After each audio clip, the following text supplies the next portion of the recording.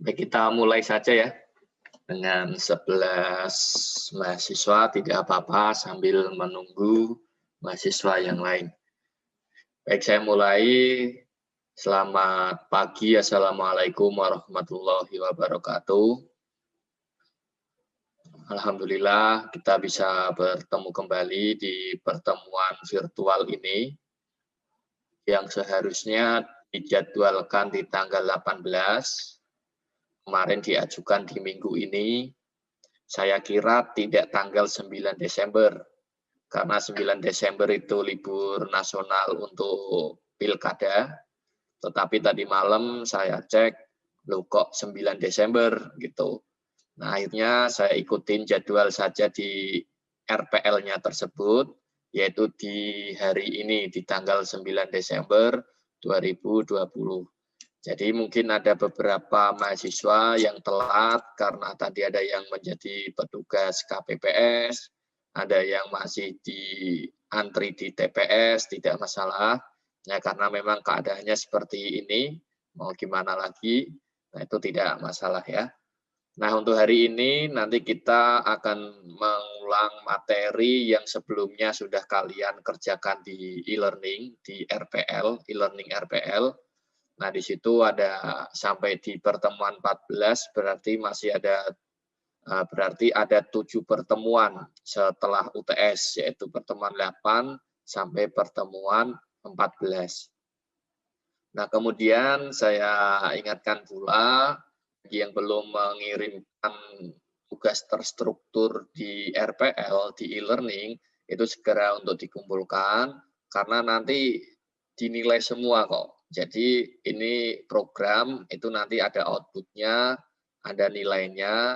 Nah nilainya itu kalau yang untuk IKIP Gunung Sitoli akan diberikan ke dosen pengampunya, akan diberikan ke PIC-nya Ibu Neti atau Ibu siapa kemarin. Nah itu juga menurut saya penting bagi kalian juga. Nah untuk mahasiswa Unpam nanti itu akan diberikan sertifikat seperti sertifikat ekuivalensi bahwa mengikuti program ini itu bisa menjadi sertifikat pendamping kalian. Mungkin nanti juga akan diprogramkan lebih dari itu, entah hanya sertifikat saja atau bagaimana nanti akan diumumkan kembali. Jadi pada prinsipnya program ini sama-sama penting. Untuk IKIP Gunung Sitoli juga penting untuk menunjang pembelajaran kalian masing-masing. Untuk Unpam juga penting. Meskipun di Unpam juga yang ngajar saya sendiri di Medpen, tapi ini berbeda karena nanti ada pengakuan tersendiri. Jadi di luar dari nilai mata kuliah metode penelitian. Begitu ya untuk para mahasiswa semuanya. Nah, untuk hari ini akan saya bahas mengenai R&D terlebih dahulu. Jadi saya bahas mengenai metodologi research and development.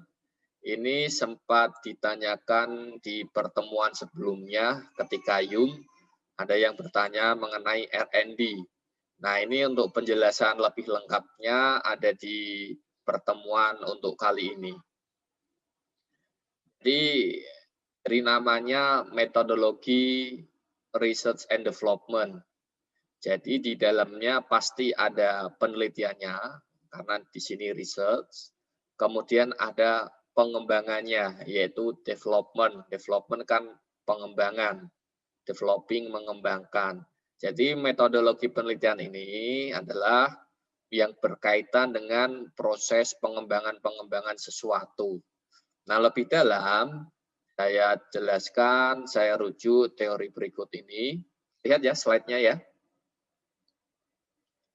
Nah, di sini saya rujuk teorinya ada 3 ahli ini saya rujuk. Yang pertama itu menurut Brock and Cole, dia menyatakan bahwa R&D itu proses dalam mengembangkan dan memvalidasi produk-produk pendidikan. Itu menurut Brock and Cole. Kemudian yang kedua itu menurut Rickey and Client tahun 2007, dia juga memberikan pendapat mengenai R&D. Dia menyatakan bahwa R&D adalah studi sistematis dalam mengembangkan dan mengevaluasi produk-produk yang diciptakan. Itu pengertian kedua menurut Rickey and Klein. Kemudian yang ketiga, saya rujuk dari teorinya Guy, Mills, and Ayrasian, itu di tahun 2009. Dia menyatakan bahwa R&D itu tujuannya bukan untuk menguji teori, ya, melainkan menciptakan produk yang efektif untuk digunakan di sekolah. Jadi kalau kuasi eksperimen itu kan menguji teori. Ada teori treatment mempengaruhi variabelnya misalkan. Itu sudah ada teorinya. Kemudian kalau metodologi asosiasi juga berdasarkan teori. Karena di situ ada teori misalkan variabel X mempengaruhi variabel Y, itu berdasarkan teori. Jadi kalau asosiasi dan eksperimen itu menguji teori, sehingga kemarin sebelum kamu muncul judul itu, harus ada teori-teorinya dulu. Teori yang menyatakan misalkan X mempengaruhi Y, treatment mempengaruhi variabel dampaknya, misalkan seperti itu. Sedangkan kalau R&D ini, itu tidak menguji teori, tetapi menghasilkan produk. Produknya tersebut, produk yang berkaitan dengan produk-produk pendidikan.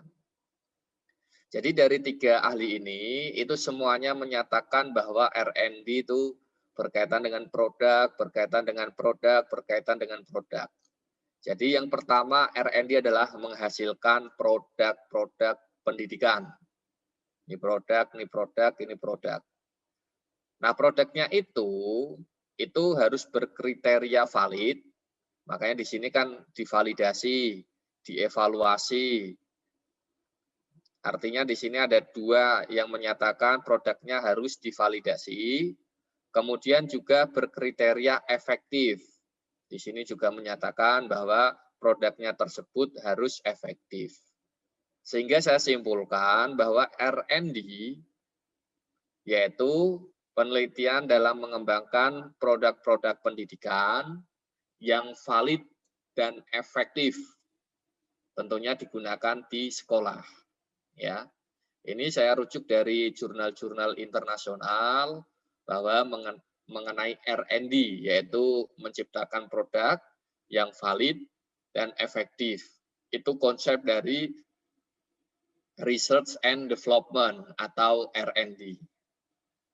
Selanjutnya saya berikan untuk judulnya. Ya, tadi kan produk-produk pendidikan. Nah, produk-produk pendidikan kalau kita calon guru, kita kan FKIP ini, Fakultas Keguruan. Nah, produk-produk pendidikan sebenarnya banyak sekali. Misalkan yang pertama, seorang guru itu kan harus pandai merencanakan pembelajaran. Berarti berkaitan dengan perangkat pembelajaran. Itu produk yang pertama, berkaitan dengan perangkat pembelajaran. Mengembangkan silabus, mengembangkan RPP. Itu produk-produk pendidikan. Kemudian yang kedua, pastikan kita butuh namanya bahan ajar. Nah, bahan ajar itu juga produk-produk pendidikan. Setelah perencanaannya disusun, kita pasti membuat bahan ajarnya. Nah, bahan ajar di sini harus kita buat sendiri, ya, karena kita yang mengajar, sehingga bahan ajar itu kita yang membuatnya sendiri, bukan dari buku paket yang sudah ada, bukan dari buku-buku yang sudah jadi, bukan. Tetapi kita menjadi seorang guru, tentunya kita harus bisa membuat bahan ajar sendiri. Setelah itu, bahan ajar sudah ada, perangkat sudah ada. Produk pendidikan yang lain nomor 3 adalah perangkat penilaian. Nah, perangkat penilaian itu juga bisa dikembangkan. Jadi tidak hanya perangkat pembelajarannya dulu, tidak hanya bahan ajarnya, perangkat penilaiannya pun bisa dikembangkan. Contohnya misalkan pengembangan tes literasi kuantitatif, pengembangan soal bermuatan HOTS, pengembangan pemahaman konsep IPA siswa misalkan. Jadi kita mengembangkan cukup instrumen-instrumennya saja atau alat-alat evaluasinya saja.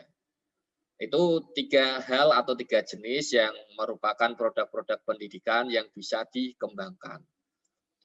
Nah, di sini saya berikan contoh, ada 2 judul. Ini saya rujuk dari penelitian saya sendiri. Ini berkaitan, yang pertama adalah berkaitan dengan pengembangan bahan ajar ini. Kemudian yang kedua juga berkaitan dengan pengembangan bahan ajar. Yang pertama, pengembangan bahan ajar matematika berbentuk buku komik saintifik. Jadi produk yang dikembangkan berupa buku komik berbasis saintifik. Itu termasuk dari bahan ajar. Jadi bahan ajar tidak hanya buku teks itu bukan bahan ajar, itu sumber belajar sebenarnya. Ya, kemudian bahan ajar itu yang kita ramu sendiri nantinya, bukan hasil orang lain. Nah, yang pertama ini tadi mengenai bahan ajar berbentuk buku komik berbasis saintifik. Itu produk yang ingin saya kembangkan ketika itu. Kemudian yang kedua adalah mengenai bahan ajar juga. Lembar kerja siswa itu kan bahan ajar. Bukan berarti lembar kerja siswa isinya soal-soal, sebutkan, jelaskan, berikan perbedaan, bukan hanya seperti itu. LKS di sini masih banyak jenisnya. Nah, kalau yang saya maksud di sini, LKS-nya adalah LKS yang berupa praktik ini. Di situ LKS-nya ada prediknya, ada observe-nya, dan ada explain-nya. Nah, ini untuk matematika juga, sehingga produk pengembangannya berupa LKS. Saya yakin untuk kalian semua calon guru kuliah di FKIP, mengembangkan itu hal yang mudah. Kalian pasti ada mata kuliah pengembangan bahan ajar. Pasti ada di FKIP itu. Kemudian ada mata kuliah perencanaan pembelajaran. Itu di FKIP pasti ada. Kemudian ada mata kuliah pengembangan media pembelajaran. Nah, itu kan sebenarnya sudah difasilitasi oleh FKIP bahwa mata kuliah tentang pengembangan itu sudah ada sebenarnya. Jadi kalian sudah memiliki kemampuan mengembangkan bahan ajar, sudah memiliki kemampuan mengembangkan perangkat, sudah memiliki pengetahuan mengembangkan evaluasi, ada mata kuliah evaluasi. Nah, di semester ini, semester 5 tentang metode penelitian ini sebenarnya kita berikan cara secara ilmiahnya. Bagaimana sih mengembangkan yang benar. Tetapi untuk teknis yang secara konten atau secara apa yang tadi kamu kembangkan, itu sudah ada di mata kuliah. Saya rasa seperti itu. FKIP pasti ada perencanaan pembelajaran, FKIP pasti ada evaluasi pembelajaran, FKIP pasti ada perencanaan pembelajaran. Nah, itu semuanya sudah kalian peroleh tentunya. Sehingga kalau ingin menggunakan research and development, itu sangat baik sekali. Karena mata kuliah sebelumnya sudah dipelajari, di semester ini ditingkatkan kembali. Bagaimana sih mengembangkan produk-produk yang ilmiah. Seperti itu ya. Nah, selanjutnya mengenai karakteristik dari research and development. Ini saya rujuk teorinya Bock and Gold juga, tahun 89, bahwa karakteristik R&D itu ada 4 di sini. Yang pertama, adanya studi pendahuluan berupa masalah dan juga analisis kebutuhannya. Nah, kalau hanya berupa masalah, itu kan semua penelitian pasti berakar dari suatu temuan masalah, salah satunya itu. Sehingga kalau penelitian lain pasti ada studi pendahuluan tentang hal ini. Tetapi kalau R&D ada tambahan, yaitu adanya studi kebutuhan.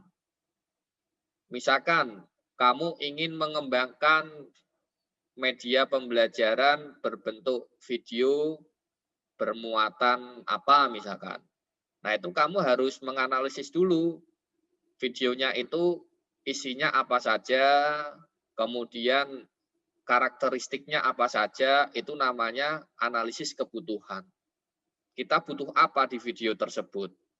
Kita butuh materi apa di video tersebut. Kita sesuaikan dengan populasi kita seperti apa untuk populasi kita untuk mengembangkan video tersebut. Nah, itu artinya ada analisis kebutuhan. Nah, kalau hanya penelitian biasa yang tidak R&D, itu kan hanya temuan masalah, masalah dipecahkan melalui gagasan yang berbasis ilmiah. Tetapi kalau R&D ada namanya analisis tambahan, yaitu kebutuhan. Produk apa yang ingin dikembangkan, itu harus didasarkan analisis dari kebutuhannya. Kemudian yang kedua, adanya proses pengembangan produk. Pasti, karena memang R&D mengembangkan produk, pasti ada prosesnya tentunya.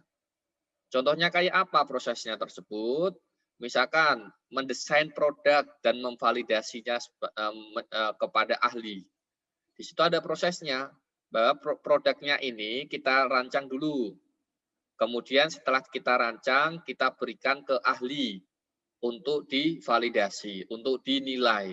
Produk yang sudah dirancang itu sudah sesuai teori atau belum. Itu namanya memvalidasi dari produknya tersebut.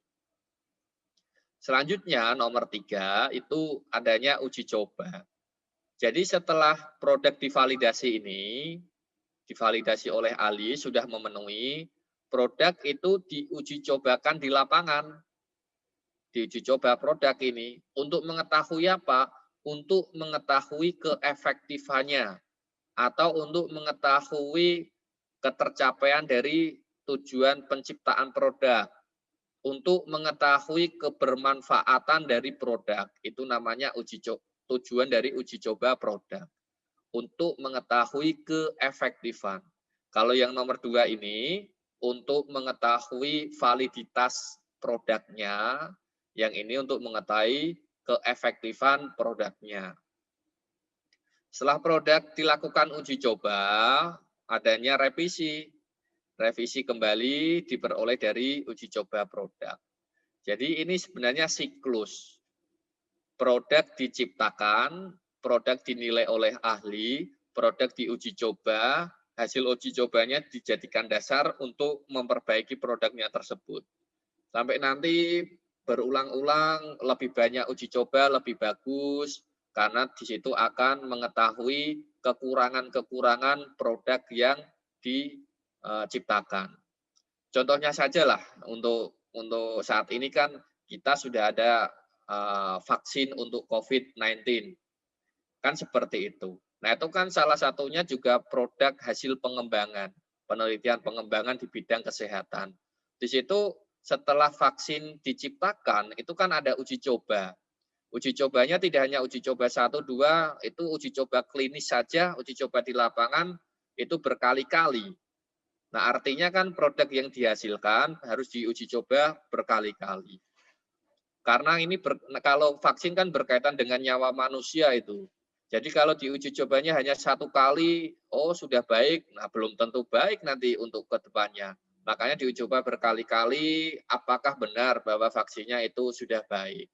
Nah, kalau untuk pendidikan di sini, karena ini tidak berkaitan dengan nyawa secara langsung, jadi uji coba produk tidak sebanyak untuk kesehatan pun tidak masalah. Sehingga ada istilah bahwa taraf kesalahan untuk kesehatan itu tidak 0,05, tetapi adalah 0,01. Karena kecil taraf kesalahannya. Kalau taraf kesalahannya besar, ya bisa jadi akan fatal nanti berkaitan dengan nyawa manusianya tersebut. Kalau pendidikan, di situ taraf kesalahannya cukup 0,05. Itu lebih besar dibanding dengan kesehatan, 0,01. Nah, itu adalah karakteristik dari R&D tadi. Produk divalidasi, uji coba, kemudian diperbaiki. Begitu pula tadi contoh yang saya berikan mengenai vaksin tersebut. Dicoba berkali-kali, kalau kurang diperbaiki, sehingga di situ akan menjadi produk-produk yang sangat efektif. Kalau untuk vaksin berarti efektif membunuh virus atau mencegah virus masuk ke tubuh kita. Nah, itu cara mudah untuk pemahamannya. Selanjutnya adalah mengenai desain R&D. Nah, desain R&D ini sebenarnya ada banyak ya. Di sini saya sebutkan hanya 3, karena 3 inilah yang sering digunakan di dalam penelitian pendidikan. Ada Book and Goal, ada Tyagarajan, ada Dick and Carey. Book and Goal itu ada 10 langkah, sedangkan Tyagarajan ada 4 langkah, kemudian Adi ada 5 langkah. Tetapi kalau kita lihat, isinya itu sama sebenarnya. Membuat produk, divalidasi oleh ahli, diuji coba, diperbaiki, analisis kebermanfaatannya. Jadi intinya sama sebenarnya. Validasi, efektivitas. Intinya 2 itu. Nih, nomor 1 misalkan menurut Book and Goal di sini. Di sini research and information collection itu artinya kan kita mengumpulkan dulu informasi-informasi yang dibutuhkan, penelitian-penelitian informasi yang dibutuhkan. Kita teliti informasi apa yang dibutuhkan, kita kumpulkan di sini. Makanya tadi langkah pertama, karakteristik pertama menurut Book and Goal itu adanya temuan masalah dan juga analisis kebutuhan. Kemudian yang kedua itu planning, merencanakan pastilah apa yang dibutuhkan, bentuk draftnya nanti kayak apa, itu pasti. Kemudian yang kedua, develop preliminary form of product. Jadi di sini kita itu mengembangkan secara sederhana terlebih dahulu, mengembangkan tahap awal, namanya saja form. Form itu kan belum final. Di situ masih rancangan dari produk. Kita rancang lah bahasa Indonesianya seperti itu. Kemudian yang keempat, kita tes. Nah, jadi ini rancangan yang sudah dibuat, kita lakukan tes di lapangan. Tesnya ini artinya adalah memberikan penilaian produknya tersebut ke ahli untuk memvalidasi isi dari form of produknya tersebut. Setelah ada penilaian ahli, kemudian dilakukan revisi, ya. Kemudian setelah revisi itu diuji coba skala terbatas, ya. Dari ahli penilaiannya direvisi, diuji coba, tapi masih skala terbatas. Dari hasil uji coba direvisi, revisi kembali, ini ada revisi pertama, revisi kedua, uji coba pertama, uji coba kedua. Kemudian setelah revisi, uji coba lagi, tapi lebih luas skalanya. Nah, ini kan berarti ada 2 kali uji coba lapangan ini. Yang pertama uji coba skala terbatas, yang kedua uji coba skala luas. Minefield testing, artinya kita memberikan testing dari produknya tersebut ke inti dari populasinya saja, misalkan sampelnya saja di sini. Sedangkan kalau yang nomor 8, di sini adalah operasional field testing. Di sini adalah langsung digunakan secara luas. Operasional di lapangan di sini. Nah, setelah itu baru final product revision, kemudian di dissemination. Di sini artinya dilakukan penyebar luasan. Nah, ini Book and Goal mengindikasikan atau mencerminkan bahwa uji cobanya secara di lapangan itu ada 2. Uji coba skala terbatas, kemudian uji coba skala luas. Nah, ini untuk Book and Goal. Kemudian untuk model 40, ini miliknya Tyagarajan, dari define, design, develop, and disseminate. Nah, ini sama sebenarnya. Define, di sini kita mencari masalah, mencari kebutuhan, terus kita mendefinisikannya. Apa maksud dari produk yang akan kita buat. Ini namanya define, mendefinisikan. Setelah itu kita desain. Desain kan merancang. Setelah definisinya ditemukan, kemudian dirancang. Rancang produknya tentunya. Nah, setelah produk dirancang, dikembangkan. Nah, dikembangkan di sini, develop ini, itu berkaitan dengan penilaian oleh ahli, validitas isinya, kemudian uji coba secara uji coba secara langsung itu untuk mengetahui efektivitasnya. Kemudian juga bisa diketahui untuk mengetahui uji kepraktisannya. Ini di bagian develop. Jadi ini validasi ahli, validitas isi, uji efektif di lapangan, uji kepraktisan juga bisa. Tetapi perlu diingat bahwa konsep dari R&D sebenarnya cukup produk yang valid dan produk yang efektif. Kepraktisannya itu boleh kita gunakan, logikanya seperti ini. Kalau produknya tersebut efektif, tentunya kan memiliki kepraktisan, artinya mudah digunakan, mudah dipahami, memudahkan siswa dalam pembelajaran, tentunya kan gitu. Makanya box and goal, kalau saya kembalikan di sini tidak ada kepraktisan of product, nggak ada. Semuanya itu efektif. Nah, jadi artinya bahwa uji kepraktisan itu sebenarnya untuk tambahan saja. Misalkan saya ingin mengetahui praktis atau tidak ini dari segi penggunaan untuk siswanya misalkan, tidak masalah. Tetapi konsep pokok dari R&D sebenarnya valid dan efektif. Ya, itu menurut 4D atau Tyagarajan. Kemudian yang ketiga itu model EDDI. Ini mirip dengan 4D. Bedanya ada tambahan evaluasinya di sini. Analyze itu sama dengan define sebenarnya. Kita menganalisis kebutuhan, menganalisis masalah, kita simpulkan apa solusi yang harus dipecahkan. Ini analyze sama dengan define ini. Kemudian desain sama, kita merancang produk. Development, kita sama mendevelopkan produknya atau mengembangkan produknya. Uji coba ke ahli, kemudian implementation, ini juga uji coba di lapangan lagi. Nah, ini hampir mirip dengan box and goal. Artinya, misalkan development ini ada uji coba dengan ahli, uji coba skala terbatas misalkan. Implementasinya itu uji coba skala luas. Setelah itu hasil uji coba skala luas dievaluasi. Hampir mirip di sini. Penilaian ahli, uji coba skala terbatas, skala luas. Di sini bisa kita taruh penilaian ahli, uji coba skala terbatas, implementation adalah uji coba skala luas, evaluasi adalah hasil dari nantinya diarahkan untuk memperbaiki dari produk-produk uji cobanya tersebut. Mirip dengan box and goal. Jadi dapat saya simpulkan, meskipun banyak desain dari R&D, ini kan ada 3 desain ini, ujung-ujungnya itu untuk mencari kevalidan produk, untuk mencari keefektifan dari produk. Ujungnya itu. Meskipun berbagai langkah ini untuk cara mengembangkan.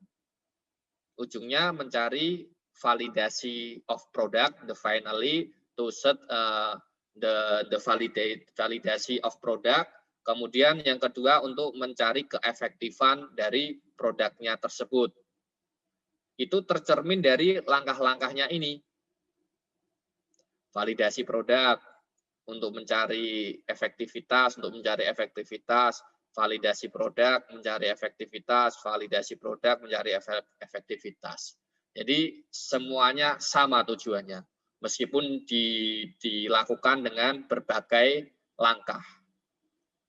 Itu menurut 3 ahli tersebut. Selanjutnya di sini saya gunakan atau saya sajikan analisis data. Ini analisis datanya hanya tulisan-tulisan saja ya, konsep-konsep saja. Untuk lebih tahu bentuknya kayak apa, untuk CVI ini ada di modul, sedangkan untuk statistika inferensial deskriptif ini ada di modul juga. Tetapi kalau modul metode penelitian di situ hanya konsepnya, untuk cara praktisnya ada di mata kuliah statistika. Saya juga membuat modul statistika juga. Jadi ini saling berkaitan dengan statistika. Untuk MedPen saya jelaskan konsepnya saja ya. Untuk secara praktis ada di statistika sebenarnya.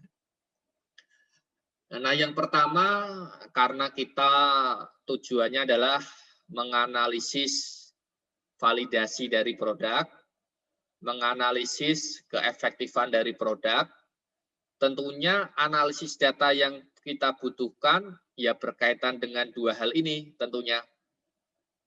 Yang pertama, bagaimana sih untuk menentukan validitas isi dari produk? Itu yang pertama. Kemudian yang kedua, bagaimana untuk menentukan keefektifan dari produk? Itu kan butuh namanya alat. Alatnya kalau dalam istilah penelitian itu analisis data. Nah, yang pertama mengenai validitas isi dari produk. Ini ada berbagai macam sebenarnya ya. Ada content validity ratio, kemudian ada teknik apa nama itu, bukan dolphin kan hewan ya, Delphi bukan dolphin ya, ada content validity ratio, ada teknik Delphi. Nah, yang saya sebutkan di sini itu namanya content validity index. Ini saya berikan karena mudah perhitungannya. Kalau CVR, content validity ratio atau teknik Delphi itu lebih hitungannya lebih sulit lah. Kalau untuk content validity index itu hanya proporsi saja kita mainannya. Jadi nanti kalian semuanya sebelum produk kamu berikan ke ahli, kamu kan membuat pedoman penilaiannya seperti angket lah. Angketnya tersebut skalanya ada 4, 1, 2, 3, dan 4. Nah, yang kamu hitung proporsinya nanti adalah yang mendapatkan skor 3 dan skor 4. Nah, sehingga di sini saya rujuk pendapatnya Pollitt and Beck tahun 2006, bahwa Content Validity Index merupakan perhitungan proporsi pada item-item yang mendapatkan nilai 3 atau 4. Jadi produk dibuat, kemudian kita membuat pedoman penilaiannya, alat penilaiannya berbentuk lembar angket, kemudian kita berikan ke ahli. Ahli disuruh mengisi dari angketnya tersebut. Nah, yang mendapatkan skor 3 dan 4, kita analisis. Sedangkan yang mendapatkan skor 1 dan 2, kita tidak analisis. Nah, setelah kita analisis, kita hitung proporsinya. Proporsi yang bisa direkomendasikan itu berkisar antara 0,6 sampai dengan 1. Itu menurut Rempusesky and O'Hara 2005. Nah, untuk perhitungannya nanti saya berikan contoh di modulnya langsung nanti, cara menghitungnya. Jadi ini konsepnya dulu, yang skor 3 dan 4 kita analisis, kalau ketemunya di antara 0,6 sampai 1, itu artinya bahwa validitas produknya itu terpenuhi skornya. Kemudian yang kedua, itu tentang keefektifan of product, the effectively of product. Nah, di sini ada dua cara. Yang pertama menggunakan statistika deskriptif, pilihan pertama itu. Pilihan kedua itu kita menggunakan statistika inferensial. Bedanya apa penggunaan dua statistika itu? Di sini saya jelaskan, jika hasil uji keefektifannya hanya berlaku pada sampel, artinya uji efektifmu itu tujuannya untuk sampel sajalah, tidak untuk populasi misalkan. Itu berarti menggunakan statistika deskriptif. Misalkan kamu meneliti populasinya ada 5 kelas. 5 kelas bermasalah, kemudian 5 kelas butuh media misalkan. Media kamu kembangkan. Nah, media kamu kembangkan itu logikanya kan harus mewakili populasi, karena masalah kita masalah populasi. Sehingga analisis datanya kan kita boleh populasinya kita ajar semuanya. Populasinya kita ajar semuanya, itu berarti analisis datanya menggunakan statistika deskriptif. Karena kita tidak mengambil sampel dari populasi. Tetapi semua populasi kita ajar, kemudian hasilnya dianalisis menggunakan statistika deskriptif. Ya, itu yang pertama. Makanya di sini saya tuliskan hasil uji keefektif hanya berlaku pada sampel yang dijadikan objek uji coba. Ya. Tapi kalau kamu ingin populasi, teliti populasi semuanya, artinya boleh menggunakan statistika deskriptif. Kalau ambil sampel, artinya kalau menggunakan statistika deskriptif, hanya berlaku untuk sampelnya itu saja. Berbeda kalau statistika inferensial. Meskipun di sini kamu mengambil sampel uji cobanya, kemudian kamu analisis menggunakan statistika inferensial, itu hasilnya bisa mewakili populasi yang lebih luas. Ya. Meskipun ini, saya ulangi, meskipun ini sampel yang nantinya kita uji coba, tetapi hasilnya bisa mewakili populasi. Kalau statistika yang digunakan statistika inferensial. Tapi kalau statistikanya adalah statistika deskriptif, ya berlaku untuk objek uji cobanya saja. Kalau kita uji coba di kelas A, nah berarti berlaku untuk kelas A saja. Misalkan kita uji coba di kelas B, kalau menggunakan statistika deskriptif, ya hasilnya berlaku di kelas B. Itu bedanya. Ya, ini untuk materi mengenai research and development. Silahkan bagi para mahasiswa yang ingin menanyakan atau ingin memperdalam mengenai R&D, barangkali nanti kalian bisa membuat skripsi mengenai research and development. Misalkan ingin seperti itu hal yang sangat bagus sekali, karena kamu berani mengembangkan produk, kemudian produknya divalidasi oleh ahli, kemudian diuji coba di lapangan. Nah, kalau manajemen yang saya ajar itu kan saya arahkan, bukan saya arahkan sih, saya bebaskan lah, rata-rata memang asosiasi dan eksperimen. Itu tidak apa-apa. Nah, ini misalkan di program ini saya berikan penjelasan lebih dari mata kuliah manajemen, misalkan, lebih tertarik R&D, silakan menggunakan R&D. Begitu ya. Silakan bagi yang ingin bertanya, saya berikan waktu untuk bertanya.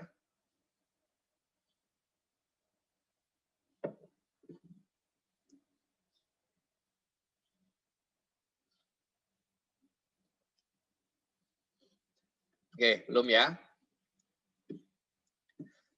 Jika belum, saya lanjutkan untuk materi yang teknik dan instrumen pengumpul data ini. Bentar.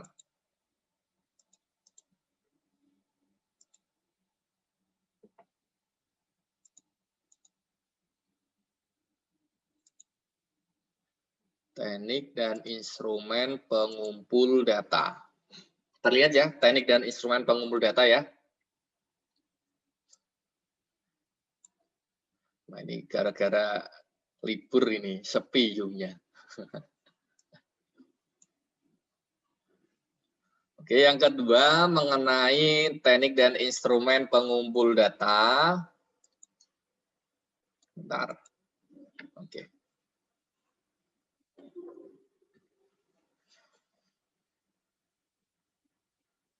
Nah, teknik dan instrumen pengumpul data ini itu masih berkaitan, semuanya penelitian lah, pasti membutuhkan alat ukurnya atau alat pengumpul datanya.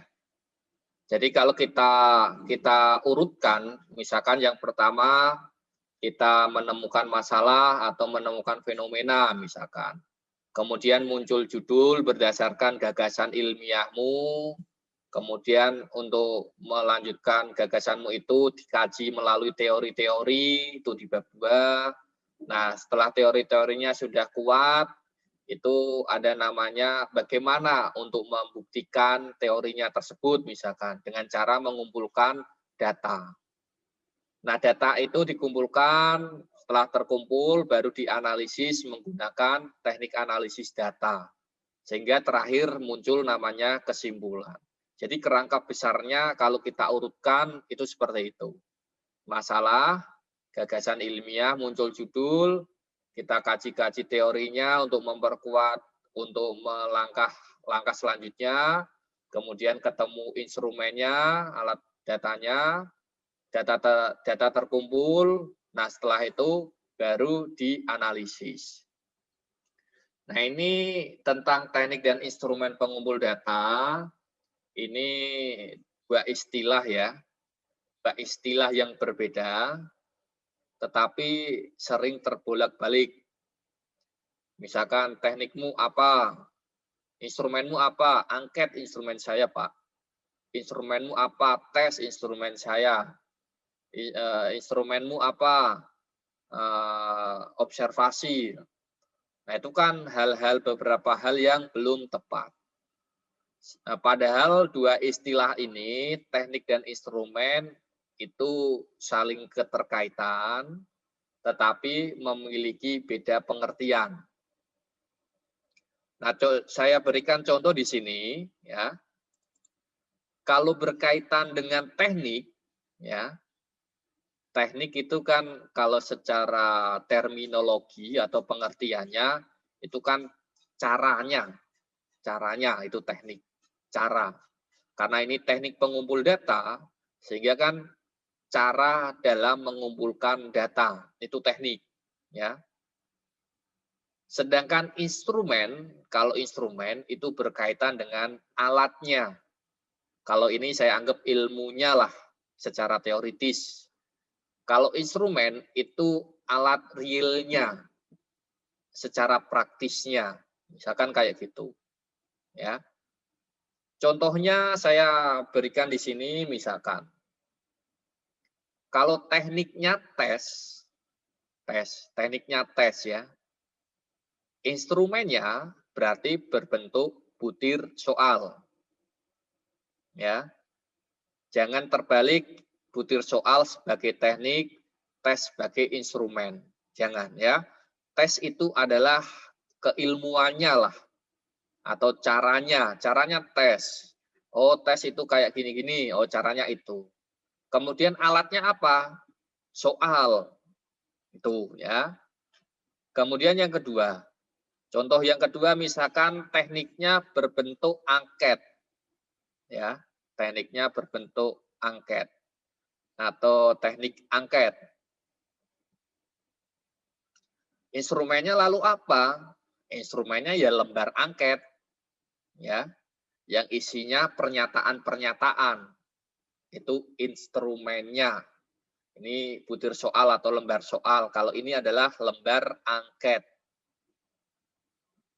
Kalau misalkan yang ketiga, tekniknya observasi.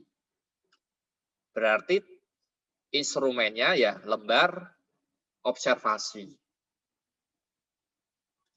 Nah, ketiga ini ya, ini yang merupakan contoh teknik dan contoh instrumen yang kuantitatif datanya, mengumpulkan data-data yang kuantitatif. Tes akan menghasilkan angka karena merupakan proses pengukuran. Saya ingin mengetahui hasil belajar kalian, saya berikan tes. Dari tes akan kita analisis menghasilkan angka. Jadi saya mengukur hasil belajar kalian menggunakan tes, instrumennya butir soal akan menghasilkan angka. Karena kuantitatif, sehingga tes merupakan instrumen kuantitatif. Angket juga bisa menghasilkan angka. Misalkan kamu checklist sangat setuju, kamu checklist setuju, kamu checklist ragu-ragu misalkan. Dari checklist-checklistmu itu bisa dianalisis dan menghasilkan angka. Selanjutnya adalah observasi. Nah, observasi ini, ada dua jenis sebenarnya. Kita bisa observasi yang berkaitan dengan kuantitatif, artinya observasinya kita kuantitatifkan. Kemudian ada juga observasi yang cukup kualitatif. Sehingga di sini observasinya kalau untuk kualitatif ini adalah observasi untuk observasi yang tidak menghasilkan angka, tetapi menghasilkan tulisan-tulisan. Misalkan kamu mengobservasi di kelas, siswa ini sering terlambat, hasilnya seperti itu misalkan. Nah itu artinya kan observasinya hanya menghasilkan tulisan, bukan kuantitatif. Tetapi kalau yang kuantitatif ini observasinya itu kita akan menghasilkan angka. Misalkan kamu membuat instrumen observasi aktivitas kelas, misalkan. Kamu membuat pernyataan siswa aktif bertanya. Kamu checklist ya atau tidak, misalkan. Ya atau tidaknya itu kan nanti bisa menghasilkan angka. Artinya observasi yang kuantitatif ini kita sudah susun instrumennya seperti angket, tetapi yang mengisi bukan pesertanya sendiri atau persepsi orangnya tersebut yang kamu ukur, tetapi observer lah yang memberikan penilaian di observasinya ini. Jadi observasi ada dua jenis, observasi kuantitatif dan observasi kualitatif. Selanjutnya adalah yang menaik kualitatif. Di sini hujan ini. Hujan daerah Bogor ya. Saya lanjutkan di yang kualitatif pasti yang tidak menghasilkan angka ya. Kualitatif instrumennya tidak menghasilkan angka. Contohnya teknik wawancara. Apakah akan menghasilkan angka? Tidak. Kalau wawancaranya misalkan ada angka-angkanya tidak masalah, tetapi angka-angka tersebut kita tidak boleh menganalisisnya. Menganalisis statistik maksudnya ya. Misalkan berapa umurmu? 70 tahun si A. Berapa umurmu si B? 20 tahun.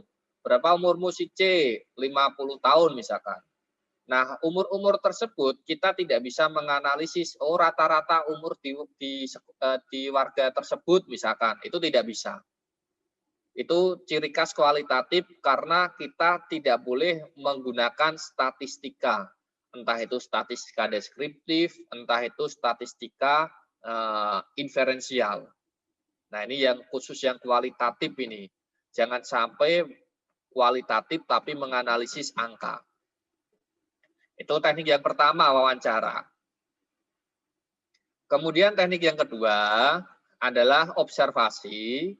Nah, observasi ini tadi seperti yang saya jelaskan, ini observasi kualitatif. Jadi kamu tidak perlu membuat rancangan instrumennya, cukup kamu datang saja misalkan di tempat observer, kamu lihat, kamu catat, kamu lihat, kamu catat. Itu artinya observasi kualitatif. Kalau observasi ini harus ada instrumennya dulu ini seperti angket. Nanti kamu datang di sekolahan, kamu lihat di checklist, kamu lihat di checklist, kamu lihat di checklist. Itu bedanya, ya. Kemudian yang ketiga itu teknik studi dokumen. Studi dokumen itu bukan foto kamu analisis. Misalkan rata-rata kan mahasiswa tekniknya apa? Dokumentasi, isinya foto saja, foto-foto di lapangan, di foto-foto. Ya itu memang dokumen, tetapi studi dokumen maksudnya bukan itu. Maksud dari studi dokumen di sini adalah dokumen-dokumen pendukung. Itu kamu ambil, kamu analisis. Misalkan judulmu tentang implementasi pembelajaran selama pandemi misalkan. Dokumen pembelajarannya kan bisa kamu ambil. Ada RPP-nya tidak, ada silabusnya tidak, kemudian ada bukti mengajarnya tidak. Nah, itulah dokumen-dokumen yang perlu dianalisis. Bukan difoto kemudian dijadikan dokumen, bukan, ya. Tetapi dokumen-dokumen pendukungnya, ya. Selanjutnya adalah catatan lapangan. Nah, catatan lapangan ini hampir mirip dengan observasi. Kamu terjun di lapangan, kamu mencatat semua hal, ya. Semua hal dicatat dari awal sampai akhir lah.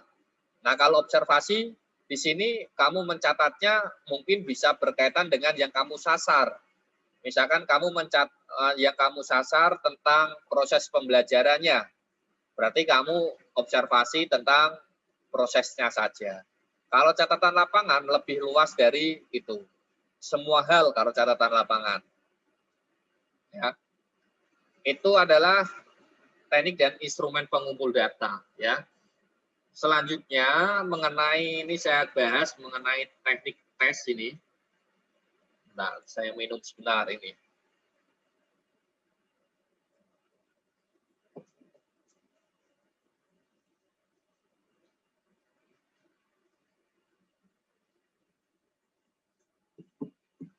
Saya minum ya. Oke, yang kedua adalah teknik tes. Ini teknik tes seorang guru pasti sudah familiar. Sehingga kalian calon guru harus familiar dengan tes. Karena meskipun kurikulum kita 2013 itu ada KI tentang kognitif, ada KI tentang sikap, ada KI tentang keterampilan, tetapi ujung-ujungnya masih berkaitan dengan tes ujung-ujungnya, masih berkaitan dengan kognitif.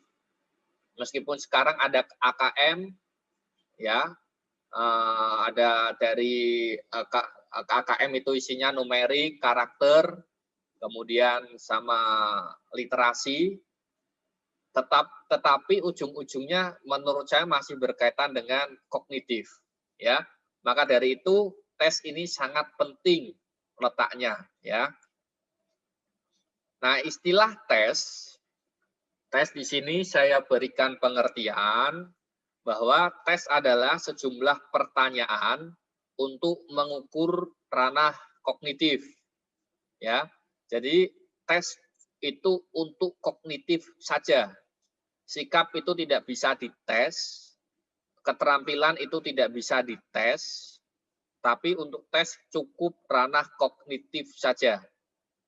Dan isi dari tesnya pasti ada benar dan juga ada salah.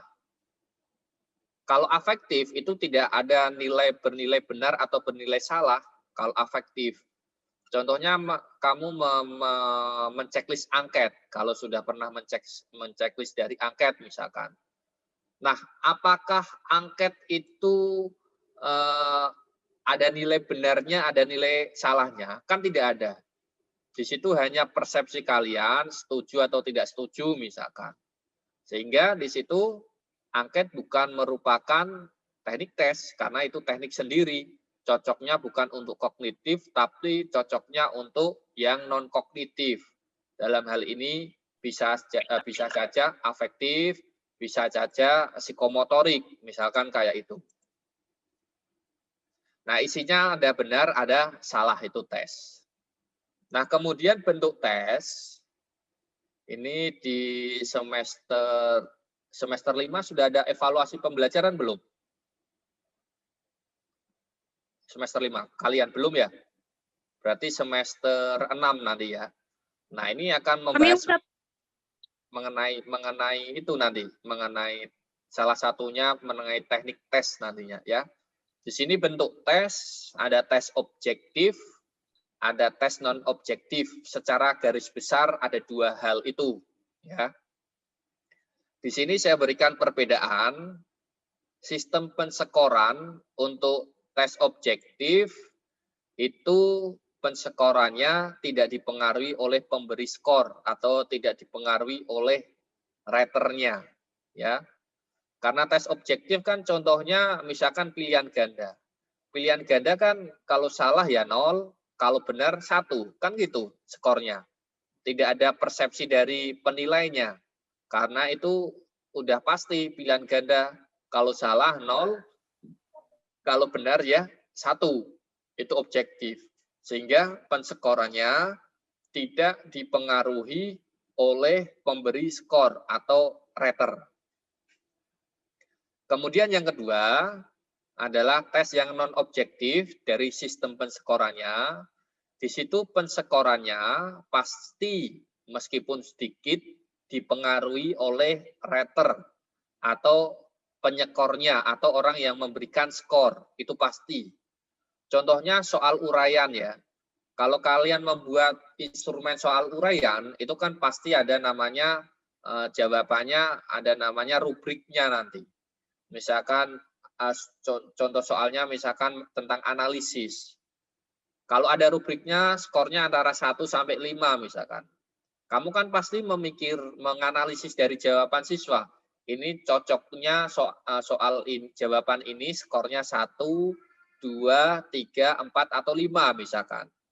Nah, itu artinya ada kecenderungan dipengaruhi oleh pemberi skornya atau raternya. Itu pasti, ya. Karena tidak non objektif ini. Namanya saja tes non objektif. Artinya ada pengaruh dari yang memberikan nilai. Kalau ada istilah ini dosennya tidak objektif nih. Nah, berarti artinya menilainya tidak melihat dari yang diperoleh mahasiswanya misalkan. Karena dipengaruhi oleh hal-hal yang lain. Oh, misalkan dosennya, misalkan mahasiswanya ini sering maju sehingga kenal dengan dosennya, sehingga dosennya memberikan nilai yang baik. Misalkan ada persepsi seperti itu. Itu non-objektif ya. Kemudian bentuk tesnya. Nah, bentuk tesnya kalau objektif itu contohnya tadi ada pilihan ganda, ada benar salah, menjodohkan, soal contoh tes-tesnya itulah. Uraian objektif. Nah, uraian objektif ya uraian singkat lah. Misalkan kalau kalian dulu sekolah kan ada yang Romawi 1 pilihan ganda misalkan. Romawi 2 itu tentang uraian singkat. Nah, itu maksudnya uraian objektif maksudnya. Kemudian yang bagian ketiga baru uraian non objektif. Nah, ini yang untuk non objektif, uraian non objektif ya. Kemudian pembeda yang ketiga penggunaannya, tes objektif itu biasanya untuk bidang ilmu sains dan teknologi ya. Kemudian non objektif itu biasanya untuk ilmu-ilmu sosial. Meskipun ya, ini tidak harus seperti ini misalkan. Sains boleh kok menggunakan objektif, tetapi lebih cocoknya pasti yang sains dan teknologi itu menggunakan tes-tes objektif, sedangkan yang untuk bidang ilmu sosial itu non objektif. Ya, idealnya seperti itu. Itu mengenai bentuk dari tes. Selanjutnya adalah mengenai teknik angket. Tadi tes, sekarang angket.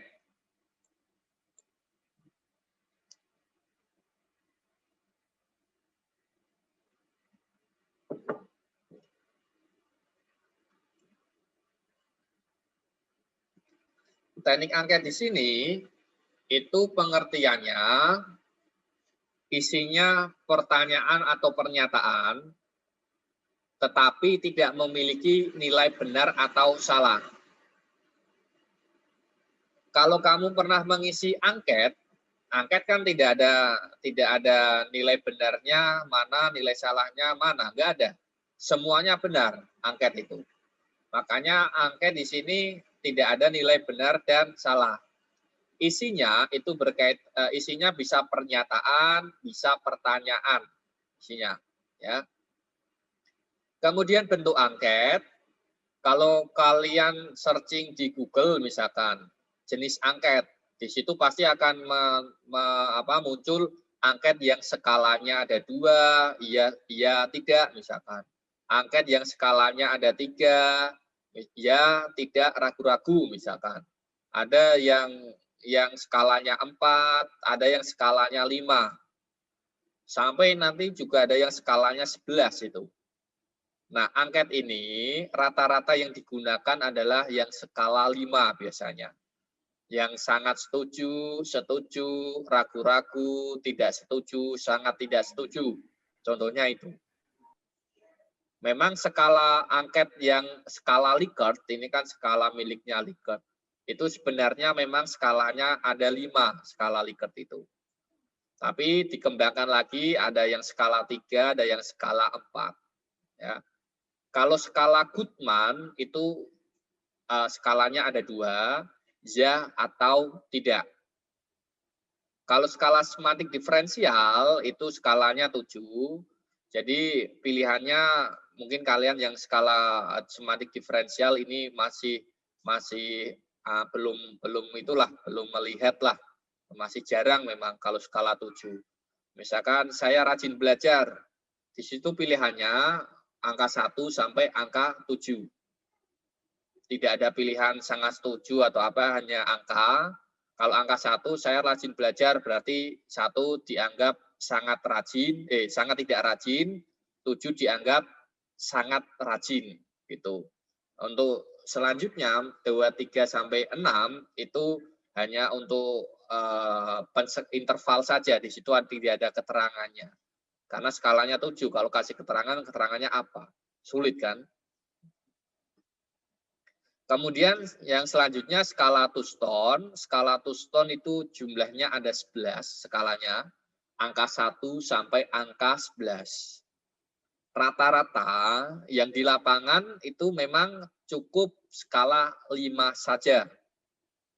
Kalau skala 2 ya cocoknya untuk anak SD, ya atau tidak. Skala 3 bisalah untuk anak SD, ya tidak, ragu-ragu misalkan. Anak SD ragu-ragu itu bingung, ragu-ragu itu apa? Kalau ya dan tidak tentu jelas. 5 anak SMP SMA masih bisa lah, 4 SMP SMA masih bisa. Sematik diferensial SMA bisa lah, kalau SMP mungkin dia bingung. Tapi kalau SMA sudah bisa.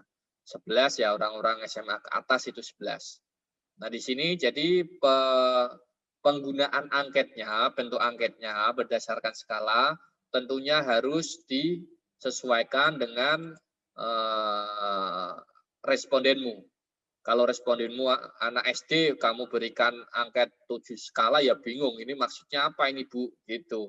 Nanti malah dikasih checklist semua nanti, apalagi yang skala 11. Nah, itu juga nanti anak SD bingung nanti, itu maksudnya apa itu Bu? Kan gitu. Ya, jadi penggunaan skala dari angket ini sesuaikan dengan respondennya. Selanjutnya adalah teknik wawancara di sini. Nah, ini wawancara, teknik pengumpul data kualitatif ini ya, wawancara. Wawancara di sini saya berikan pengertian bahwa wawancara adalah tanya jawab ya, secara tatap muka antara pewawancara dengan responden ya, tatap muka ya. Nah, tapi untuk ada pengertian yang lain juga sekarang berkembang, itu tidak hanya tatap muka, yang penting bisa bercakap-cakap lah. Yang penting bisa bercakap-cakap ya. Bisa tatap mukanya tidak secara langsung, artinya tatap mukanya melalui online misalkan. Kemudian tidak secara langsung, itu boleh. Ya. Itu wawancara. Di sini kita cara melakukan wawancara ya. Karena tadi kan tatap muka harus langsung artinya. Nah, itu tidak seperti itu maksudnya. Di sini ada yang cara berhadap-hadapan, artinya ketemu face to face, tatap muka secara langsung, melalui telepon. Jadi kamu tanya jawabnya melalui telepon, tatap muka maksudnya kita bisa secara langsung menanyakan apa yang ingin ditanyakan. Kemudian bisa melalui fokus group, ini juga dengan hadap-hadapan juga di dalam satu forum ya, bisa online, bisa offline, kita membentuk forum grup diskusi. Kemudian juga bisa melalui email. Nah, ini juga email di sini email seperti chatting. Jadi kamu saling membalas chatting gitu. Bukan kertas kamu emailkan terus diisi oleh pengisi terus kembali ke itu. Tidak seperti itu ya. Jadi artinya melalui email itu ada interaksi secara langsung lah gitu maksudnya. Nah, di sini berhadapan-hadapan ada pengertiannya tadi ya. Peneliti sama pewawancaranya itu langsung tatap muka. Sudah pasti ya. Kelebihannya dapat memberikan informasi secara historis. Artinya kalau berhadapan-hadapan kan tahu. Dia itu dapat menggali informasi secara mendalam, kemudian mimik mukanya, kemudian historis dari ketika dia menjawab itu bisa kita ketahui. enaknya kalau wawancara berhadapan-hadapan. Makanya kalau saya sarankan memang wawancara idealnya ini, ya, karena bisa memberikan secara langsung informasinya, historisnya pun bisa kita rasakan secara langsung. Tetapi kalau kekurangannya, mungkin ada responden, misalkan karena saya diwawancara, saya menjawabnya yang baik-baik saja. Kan ada juga responden seperti itu. Meskipun pewawancara sudah mewanti-wanti, ini dijawab dengan jujur ya, Bapak dan Ibu misalkan. Namanya juga diwawancara, direkam, masa menjawab yang jelek-jelek kan, responden pasti ada berpikiran seperti itu. Sehingga respon yang diberikan responden itu bisa saja menimbulkan bias. Artinya tidak jujur lah di sini. Itu kekurangannya. Kemudian melalui telepon, maksudnya ya kita mewawancara tetapi melalui telepon lah misalkan. Kalau dulu TV kan belum ada online itu, kalau wawancara lewat telepon kan hanya ditampilkan gambarnya, misalkan ada berita gitu. Bagaimana sang pewarta berita di sana, silakan dilaporkan, misalkan kayak gitu kan. Itu kan hanya lewat telepon kalau dulu, kalau sekarang kan sudah terlihat gambar-gambarnya itu. Telepon, kemudian diwawancara apa yang terjadi, misalkan, apa yang ditemukan, misalkan kayak gitu. Itu artinya melalui telepon. Bermanfaatnya di sini ketika partisipan tidak dapat langsung diamati, artinya biasnya itu tidak ada lah di sinilah. Tapi tidak semua partisipan dapat berbicara dengan jelas dan tanggap. Yang namanya lewat telepon, ya kadang kan berbeda dengan tatap muka langsung. Kalau lewat telepon kadang tidak jelas, kalau hadap-hadapan langsung kan menggalinya lebih dalam, lebih jelas dari itu. Fokus grup itu seperti kita diskusi, jadi ada masalah yang dianalisis, tentunya kelebihannya pertanyaannya masih bisa kita kendalikan, tetapi namanya wawancara itu kan harusnya tidak boleh banyak orang, karena kita menyimpulkannya nanti sulit. Sehingga ada istilah triangulasi. Triangulasi artinya cukup 3 saja yang sumber yang kita wawancara. Agar apa? Agar mudah untuk menyimpulkan nantinya. Nah, kalau fokus grup itu kan orangnya banyak, sehingga informasi yang diperoleh pun banyak. Cara menyaringnya, cara menyimpulkannya pun nanti juga akan kesulitan, karena orangnya terlalu banyak. Melalui email ini juga tidak bertatap muka secara langsung, jadi hanya berkaitan dengan ketik-ketikan, menulis saja. Artinya kan kalau hanya tulisan kan kadang orang bisa menulis dengan baik sehingga maksudnya akan tersampaikan dengan baik. Tapi kadang ada orang yang tidak bisa menulis dengan baik sehingga maksudnya tidak bisa disampaikan dengan baik. Nah, makanya di sini ada kelebihan sama kekurangannya. Nah, kalau menurut saya dari keempat ini, yang paling ideal untuk wawancara adalah yang berhadap-hadapan. Tatap mukanya berhadap-hadapan. Kemudian selanjutnya itu mengenai teknik observasi. Seperti tadi yang saya sampaikan, teknik observasi, ada observasi yang berbentuk kualitatif, ada observasi yang berbentuk kuantitatif. Ya. Nah, ini jenis observasi ada 4, saya rujuk teorinya Creswell ini. Peneliti sebagai partisipan utuh, peneliti partisipan pengamat, peneliti sebagai pengamat, dan peneliti sebagai pengamat penuh. Ya, hampir sama ini namanya.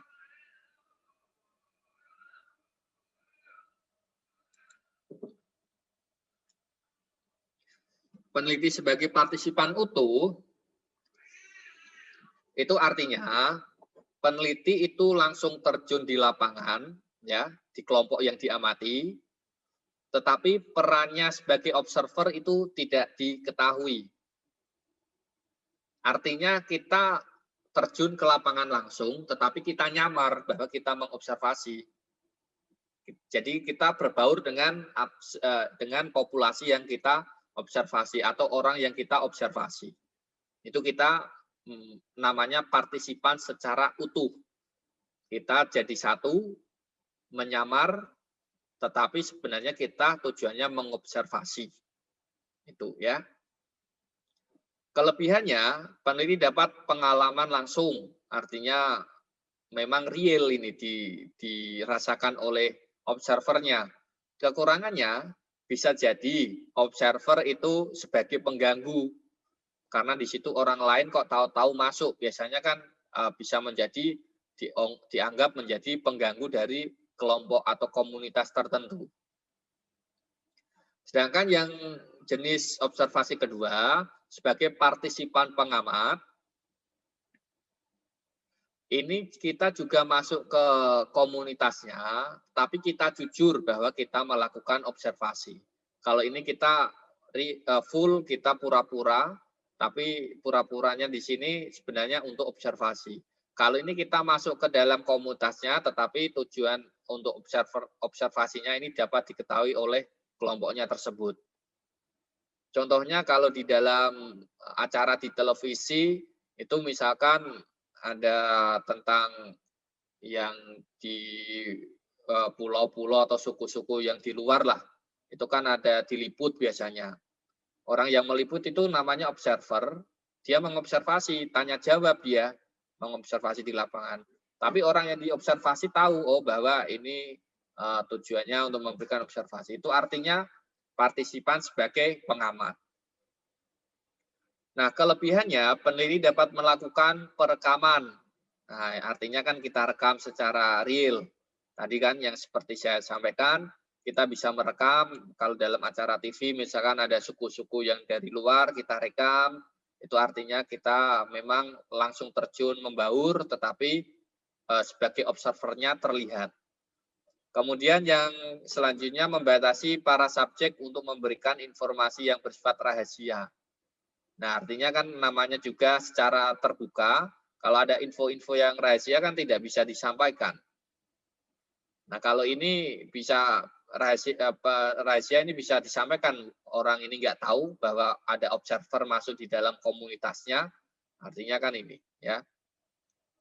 Kemudian peneliti sebagai pengamat, artinya peneliti itu hanya mengamati dan menambahkan sebagai observer. Nah, ini biasanya para peneliti di dalam pendidikan, di dalam dunia pendidikan itu peneliti sebagai pengamat biasanya. Ya, misalkan kamu masuk ke kelas, misalkan, kamu kan siswa kan tahu kan itu, oh ini ada ibu guru, terus kamu ngomong nanti ibu belajar bersama di sini ingin mengamati kalian. Nah, itu artinya sebagai pengamat gurunya, ya.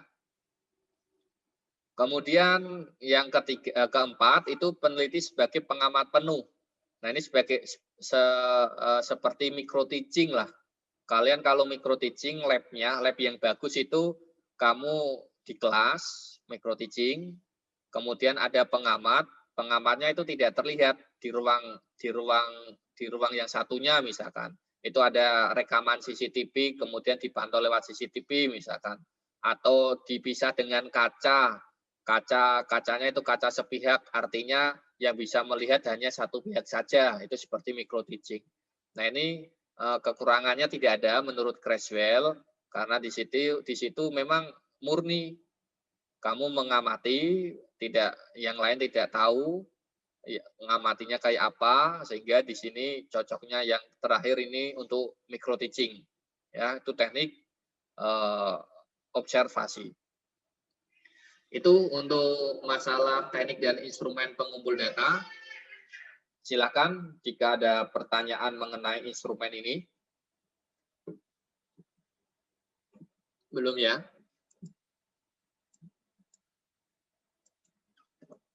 Sebentar, minum dulu.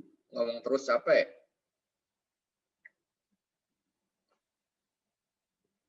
Bapak, jadi mau tanya, Pak. Tanya apa? Kan yang pernah lihat-lihat lembar angket tuh, Pak, kan ada yang kalau yang dicontohin kan sangat setuju sama tidak setuju kan.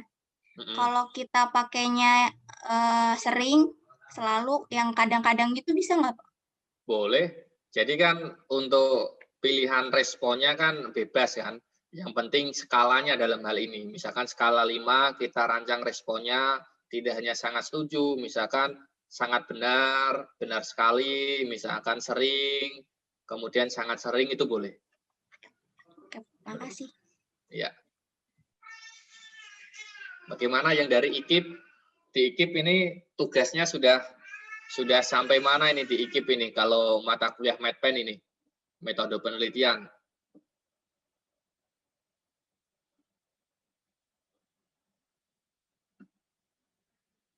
Oh, nggak ada tugas ya berarti ya? Oke, belum ya? Belum ada pertanyaan ya? Oke, saya lanjut kalau gitu mengenai yang terakhir ini. Pengujian hipotesis.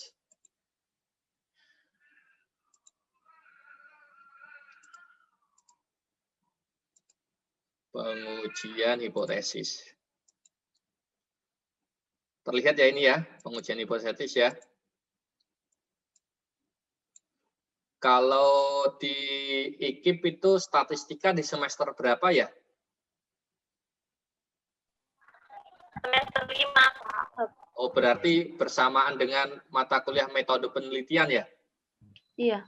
Oh, gitu. Kalau statistika Iya, diajar tentang statistika inferensial tidak? Diajar, Pak. Oh, berarti tentang uji-uji sama ya? Artinya kalau sama kan masih ada link lah, kita nanti ngobrolnya enak kan gitu ya. Kalau misalkan belum ada, misalkan tidak di semester 5 atau tidak semester 4, nah uji hipotesis ini nanti akan kesulitan untuk mendalaminya. Karena uji hipotesis ini berkaitan dengan statistik sebenarnya. Jadi uji hipotesis, kalau statistik yang digunakan adalah statistik inferensial, bukan yang deskriptif. Kalau deskriptif kan mean, median, standar deviasi, modus, kemudian ada varians, ada kuartil, ada persentil, itu statistika deskriptif. Kalau statistika inferensial itu kan ada uji T, one sample t-test, independent sample t-test, ada pair sample t-test, kemudian ada uji F. Uji F itu biasanya untuk uji homogenitas, untuk analisis regresi, itu menggunakan uji F, regresi ganda. Kalau regresi sederhana biasanya menggunakan uji T. Kemudian ada uji chi-square dan lain sebagainya. Itu semuanya statistika inferensial itu adalah membutuhkan namanya pengujian hipotesis. Kalau yang statistika deskriptif itu tidak ada uji hipotesis, ya. Sedangkan kalau inferensial itu butuh namanya uji hipotesis. Nah, di sini saya jelaskan, ini di video juga sudah saya jelaskan maksud dari hipotesis itu kayak apa.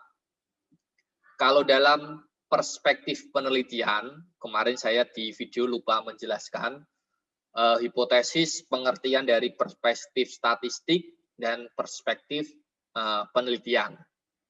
Kalau dalam perspektif penelitian, hipotesis itu adalah jawaban sementara. Itu hipotesis dalam penelitian ya. Jadi kamu merancang proposal, itu kan ada rancangan rancangan hipotesisnya. Itu jawaban sementara. Kalau tidak H0 ya tidak, kalau tidak H0 ya H1 misalkan. Itu artinya jawabannya masih jawaban sementara. Alternatifnya kalau tidak H0 ya H1 atau HA. Itu dalam perspektif penelitian. Tapi kalau dalam perspektif statistik, karena uji hipotesis itu hipotesis itu berkaitan dengan statistik sebenarnya ya. Kalau dalam perspektif statistik, hipotesis itu berkaitan taksiran terhadap parameter dari populasi. Jadi kita menaksir populasi di situ berdasarkan sampel yang kita ambil datanya. Jadi hipotesis itu kayak itu. Ada populasi, kita taksir populasinya itu dengan cara mengambil sebagian dari populasinya atau mengambil sampel dari populasinya. Kita taksir. Nah, yang kita taksir apa saja? Yang kita taksir itu yang berkaitan dengan ini. Ya. Di situ adalah yang kita taksir adalah parameter-parameternya ini. Yang ini ya. Kalau yang ini statistika deskriptif ini ya. Parameternya ada misalkan parameter min. Kita taksir. Minnya itu berapa, populasinya itu.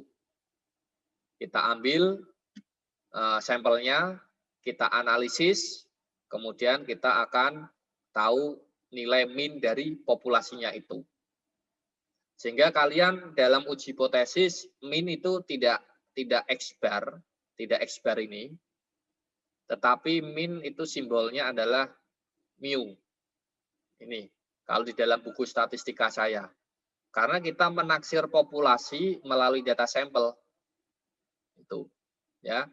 Kemudian misalkan standar deviasinya kita tidak lagi S, tetapi adalah sigma. Korelasinya di situ saya simbolkan tidak R, tetapi adalah rho, seperti huruf P. Kalau di buku statistika saya tulis seperti itu. Ya karena memang statistika yang inferensial itu ya berkaitan dengan taksiran terhadap populasi, terhadap parameter populasi berdasarkan dari sampel yang kita ambil. Itu uji hipotesis. Jenisnya secara statistik jenisnya ada dua, ada H0, ada HO atau HA atau H1. Hipotesis 0 atau hipotesis alternatif. Nah, di sini pengertiannya, kalau hipotesis 0 kan artinya tidak terjadi perubahan lah, tidak terjadi perbedaan, konstan, tidak ada pengaruhnya. Sehingga contohnya misalkan mu1 sama dengan mu2. Artinya, di sini tidak ada perbedaan antar parameternya, ya. Antara mu1 dan mu2 itu sama, sehingga tidak ada perbedaan. Kemudian beta 1 dengan beta 2 itu juga sama, sehingga tidak ada pengaruh, tidak ada perbedaannya ini, tidak ada pengaruhnya. Itu hipotesis secara hipotesis 0.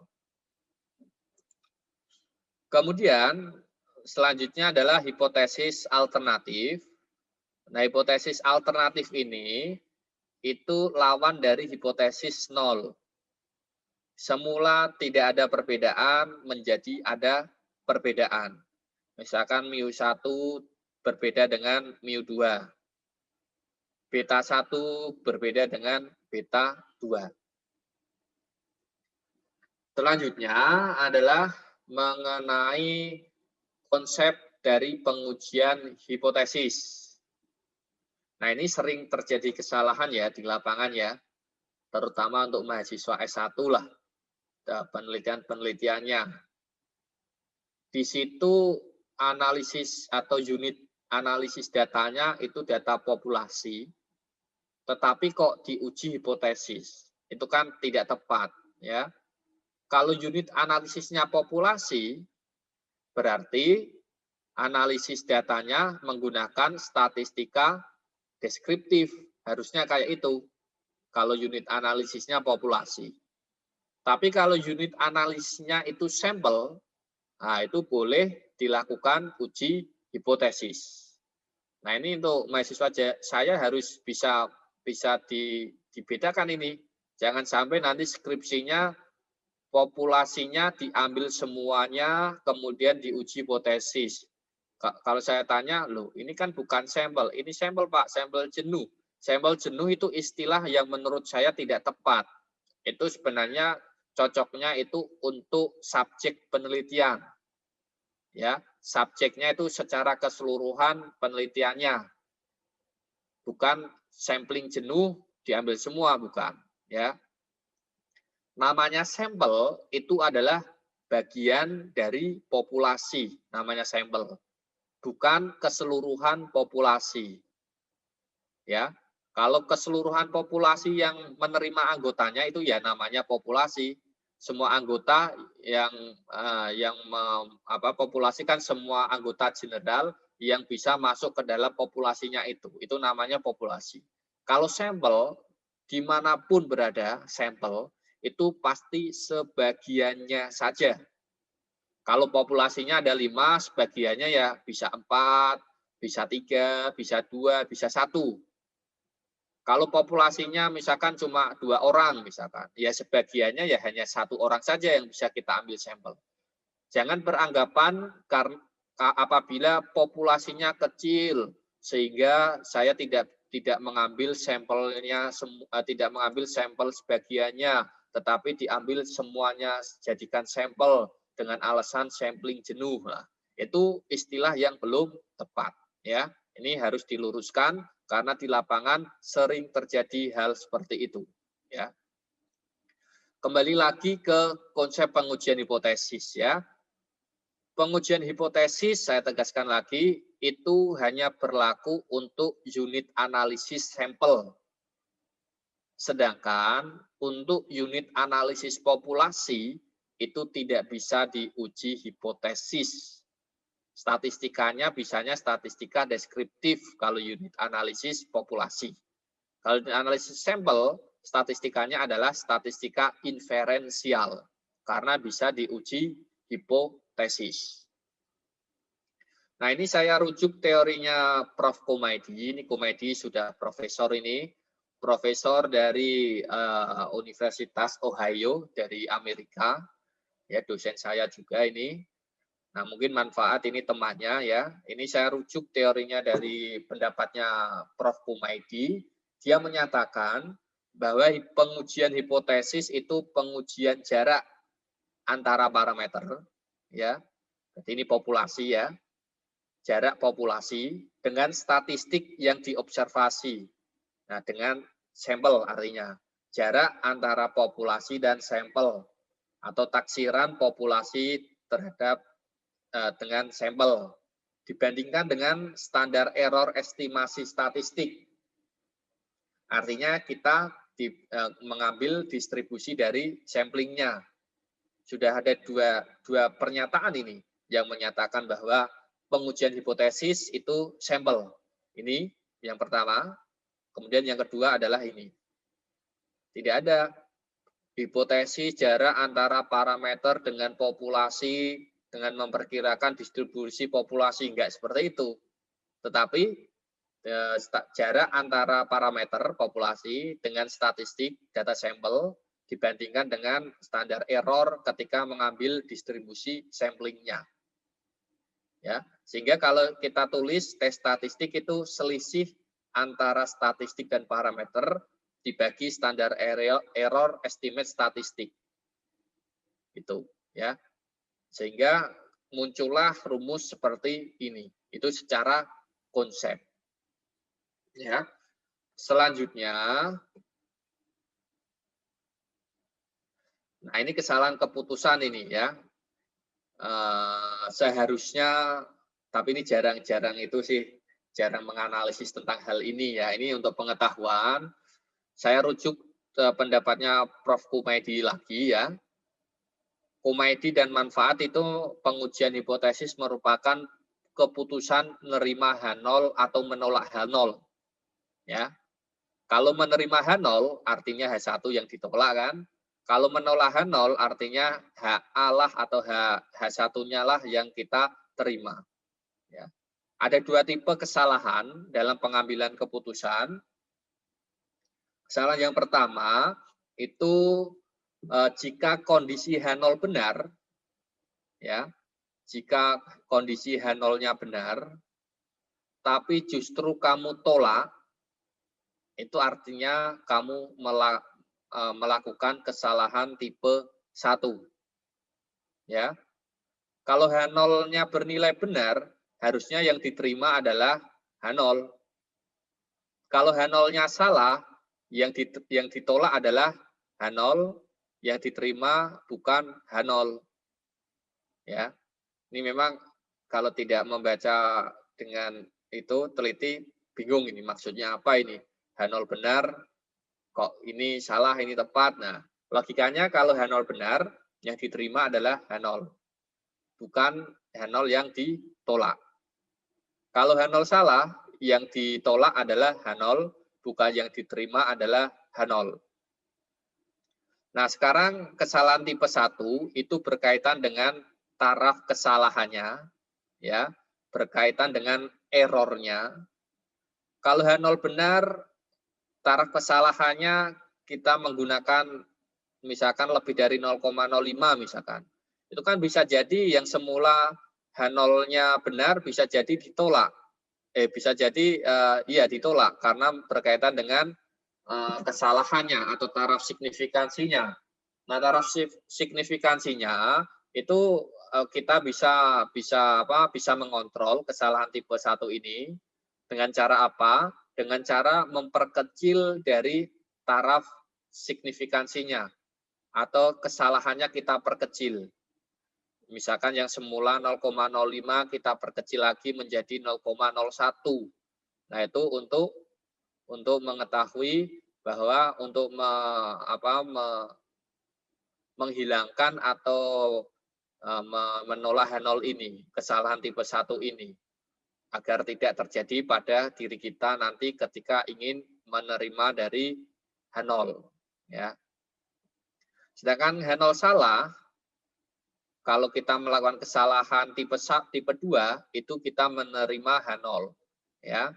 Ini berkaitan dengan beta. Beta itu sulit kita kontrol, karena kita tidak bisa mengontrol secara langsung. Oh, kita perkecil betanya, kita perbesar betanya. Tidak bisa. Tapi kita masih bisa dengan cara memperkecil alfanya ini, kesalahannya ini. Kita perkecil. Ya. Kita perkecil A-nya sehingga nanti betanya ikut mengecil. Tapi kalau secara langsung betanya kita perkecil, itu tidak bisa. Ya, kita hanya bisa berkaitan dengan alfanya. Kalau kamu sudah statistik, uji statistik, pastikan alfanya ada 0,01, ada 0,05. Nah, kalau 0,05 misalkan masih kurang yakin, bisa kamu perkecil menjadi 0,01. Artinya taraf kepercayaan penelitianmu nanti 99%.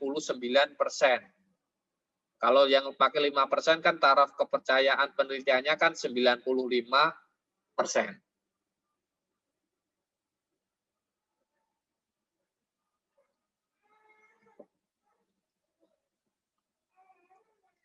Kemudian selanjutnya itu mengenai jenis pengujian hipotesis, ya. Ini saya jelaskan ada 4 distribusi, ya.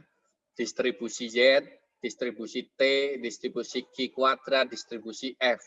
Yang sering kamu gunakan itu distribusi T dan distribusi F. Biasanya cuma itu. Hidden sample t-test, pair sample t-test, kemudian pair sample t-test. F itu bisa regresi linier, kemudian ada ANOVA, kemudian ada ada ANOVA 2 jalan, ANOVA 1 jalan, kemudian ada uji homogenitas. Nah, itu biasanya yang kamu gunakan T dan F. Namun secara teoritis, kalau kita distribusinya Y, itu artinya berkaitan dengan uji normalitas, ya, uji normalitas. Penggunaan hipotesis menggunakan distribusi Y sebagai uji statistik, artinya tabel pengujiannya adalah tabel normal standar. Ini untuk uji beda rata-rata dan uji proporsi apabila simpangan baku pada populasi itu tidak diketahui. Tapi kalau T ini itu untuk uji beda rata-rata, uji proporsi juga, tetapi simpangan baku pada populasi itu tidak diketahui. Sehingga kalian tuh kalau menguji statistik dulu, itu kan populasinya tidak diketahui. Tahu-tahu data sampel saja kamu analisis, ya. Ya karena memang uji T fungsinya ya uji beda, tapi populasi itu tidak diketahui simpangan bakunya.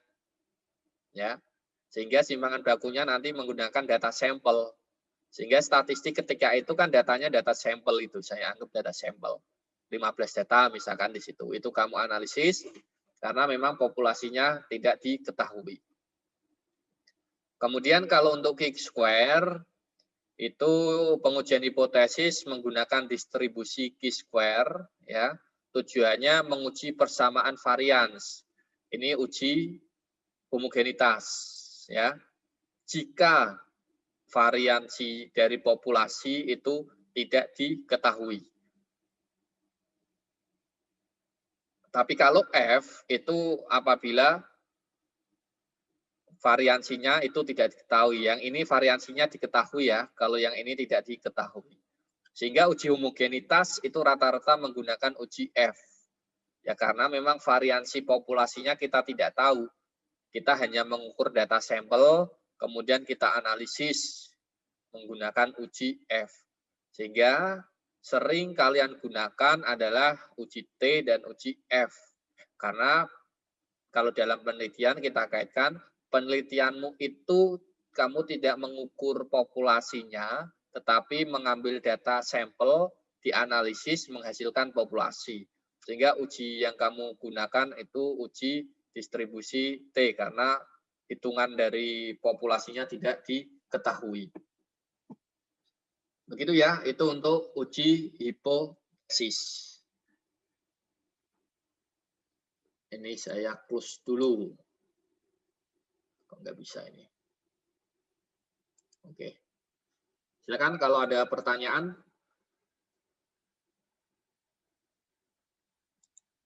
Belum ya. Nah, ini karena ini kan Zoom terakhir ya, karena minggu depan itu sudah UAS. Tugas-tugas dilengkapi, ada sebagian saja yang sudah saya nilai itu pertemuan 1-2 sama pertemuan 8-9 kalau tidak salah yang sudah saya nilai untuk tugasnya ya. Untuk tugas yang lain nanti menyusul karena memang berbagi waktu ini, berbagi waktu dengan tugas-tugas yang lainnya, jadi belum semuanya saya koreksi. Tapi pada prinsipnya semuanya sudah saya cek, dari tes awal kalian masing-masing, diskusi kalian masing-masing, tugas terstrukturnya, ada yang belum mengumpulkan, sampai di tes akhir. Tes akhir juga ada beberapa yang belum melakukan tes akhir gitu. Nah itu semuanya sudah saya cek, tetapi belum secara keseluruhan saya nilai. Ini ada Mas Bobi bertanya itu. Apa syarat uji hipotesis itu Pak? Harus data berdistribusi normal. Oke, terima kasih Mas Bobi Yaman. Ini saya jawab ya pertanyaannya. Untuk syarat pengujian hipotesis, kalau statistikanya adalah statistika inferensial, misalkan uji T, uji F itu adalah statistika inferensial. Kalau uji Q-square, uji Y itu statistika inferensial tapi non parametris ya. Kalau uji T dan uji F itu statistika inferensial tapi yang parametris. Nah, kalau yang parametris itu butuh uji syarat, yaitu datanya harus normal. Ya. Jadi kalau statistikanya inferensial parametris itu data harus normal. Sedangkan kalau statistikanya inferensial tapi non parametris itu statistikanya syaratnya tidak ada, ya. Boleh normal, boleh tidak normal. Itu ya Mas Bobi Yaman. Ini kayaknya di TPS ya Mas Bobi Yaman ini.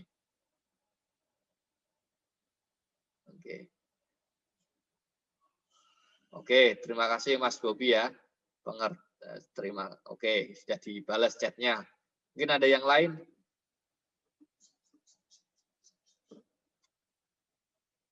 Oke, belum ya.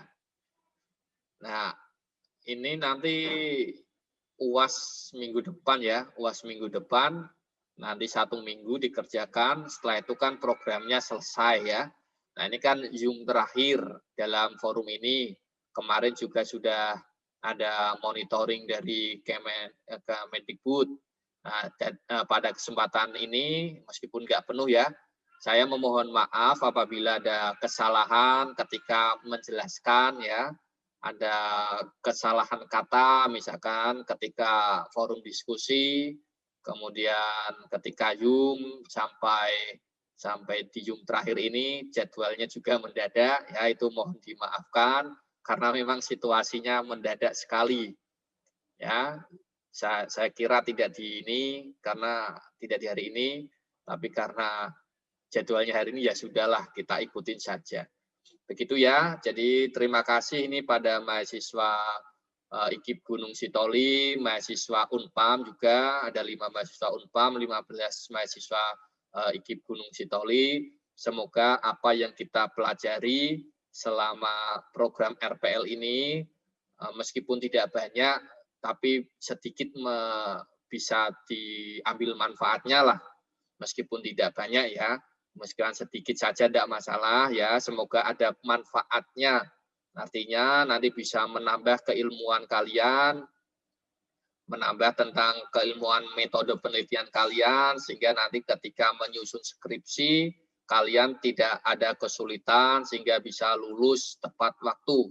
Ya, rata-rata mahasiswa di pandemi ini terutama memang lulusnya agak sulit, bukan sulit, agak telat ya karena berbagai faktor. Orang keadaan normal saja lulusnya kadang ada yang telat, apalagi keadaan yang extraordinary seperti ini, sehingga akan berpengaruh. Jadi semoga kalian semuanya nanti lulusnya tepat waktu, matpennya atau skripsinya tidak di dalam tanda kutip, tidak ditanya yang aneh-aneh dengan peneliti karena tulisannya sudah jelas oleh penguji maksudnya. Tapi kalau tulisan skripsi kalian tidak jelas, ya bakal ditanya-tanya. Ya istilahnya kalau istilah kalian dibantai, padahal bukan dibantai, tapi ditanya. Kok tulisannya kayak gini gitu. Nah kalau tulisan metode tulisan skripsimu nanti baik, kalau nggak ada yang harus ditanyakan, ya itu kan artinya keberuntungan untuk kalian. Karena tulisannya sudah bagus, ditanyanya pun bisa menjawab, tidak banyak pertanyaan-pertanyaan yang perlu ditanyakan oleh penguji. Prinsipnya kan seperti itu. Itu ya, semoga kalian sukses ke depannya. Ini terima kasih ya sudah mau ikut Zoom di sela-sela kesibukan menjadi anggota KPPS, menjadi anggota TPS, menjadi pemilih. Nah ini saya ucapkan terima kasih masih berkesempatan untuk bergabung dalam Zoom ini. Nah ini sedikit kita screenshot dulu ya ini. Ini Ai bisa screenshot ya? Pakai HP ya? Iya Pak, mohon maaf. Tadi Zenia. Tiba-tiba mati Pak. Oke, Zenia silakan screenshot dikasih aba-aba ya Zenia biar bisa apa namanya bisa gaya ini. Bentar. 1, 2, 3. Itu ada Kayana. Oh iya ini tunggu biar dapat foto ini. Ayo Yana Lia silahkan diaktifkan videonya biar foto bersama ini. Nah, oke. 1, 2, 3. Enggak. Sudah? Sudah. Oke, nanti di-share ya Zenia ya. Oke, nggak ada pertanyaan lagi ya. Terima kasih ya, semoga sukses ke depannya. Saya akhiri. Assalamualaikum warahmatullahi wabarakatuh. Salam sejahtera untuk kita semuanya. Terima kasih sekali Pak. Terima kasih, Pak. Saya close ya Zoom-nya ya. Iya Pak. Ya.